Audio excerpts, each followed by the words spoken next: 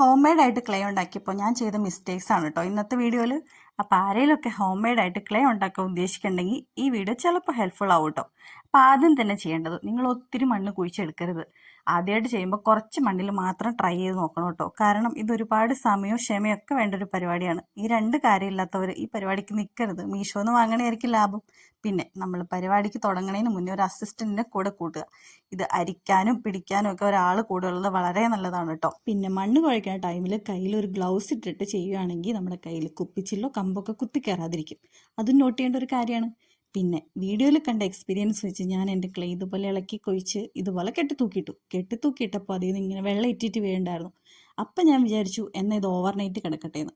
അങ്ങനെ ഓവർനൈറ്റ് കിടന്നിട്ട് തുറന്നപ്പോൾ ഇതായിരുന്നു കേട്ടോ എൻ്റെ ക്ലേയുടെ ടെക്സ്ചർ. അപ്പം എനിക്ക് ചെറുതായിട്ട് മനസ്സിലായി പണി പാളിയെന്ന്.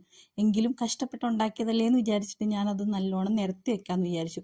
വേറെ ഒരു വീഡിയോയിൽ ഞാൻ ഇതുപോലൊരു ടെക്സ്ചർ കണ്ടിട്ടില്ലായിരുന്നു. ഒരു മെൽറ്റഡ് ചോക്ലേറ്റിൻ്റെ ടെക്സ്ചർ ആയിരുന്നു കേട്ടോ ഉണ്ടായിരുന്നത്. ഇത് പരത്താൻ നല്ല പാടായിരുന്നു കേട്ടോ. എങ്കിലും ഞാനത് നല്ലോണം ഒന്ന് പരത്തി വെച്ചു. പിന്നെ നല്ല വെയിലായിരുന്നുകൊണ്ട് കുറേ സമയം വെച്ചില്ല, വേഗം തന്നെ പോയി എടുത്തു. ഒരു 1 hour വെച്ചുള്ളൂ. എടുക്കാൻ ചെന്നപ്പോൾ ഏകദേശം ഇതായിരുന്നു കേട്ടോ അവസ്ഥ. നമ്മുടെ ഡയറി മിൽക്കൊക്കെ പൊളിഞ്ഞു പോരുന്ന പോലെ ഇങ്ങ് പോരുന്നുണ്ടായിരുന്നു. എൻ്റെ ക്ലേ കുറച്ചധികം ഹാർഡായ പോലെ എനിക്ക് തോന്നിയിട്ടുണ്ടായിരുന്നു. എങ്കിലും താഴെ ചെന്ന് പരത്തിയെടുക്കാമെന്ന് വിചാരിച്ചു. അപ്പോഴല്ലേ രസം, പരത്താൻ പറ്റണില്ല ഒരുമിച്ച്.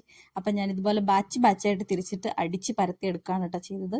ലാസ്റ്റ് സംഭവം എനിക്ക് ഇതുപോലെ കിട്ടിയിട്ടുണ്ട്. ഇത് വർക്കാവോ ഇല്ലയോ എന്ന് എനിക്കറിയത്തില്ല. എന്നാലും ഞാനിതെല്ലാം കൂടെ 2-3 കവറിലായിട്ട് കെട്ടി ഒരു എയർ ടൈറ്റ് കണ്ടെയ്നറിൽ സൂക്ഷിച്ച് വെച്ചിട്ടുണ്ട്.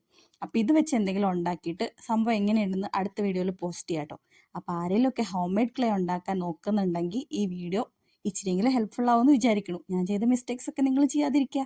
അപ്പോൾ അത്രേ ഉള്ളൂ. താങ്ക്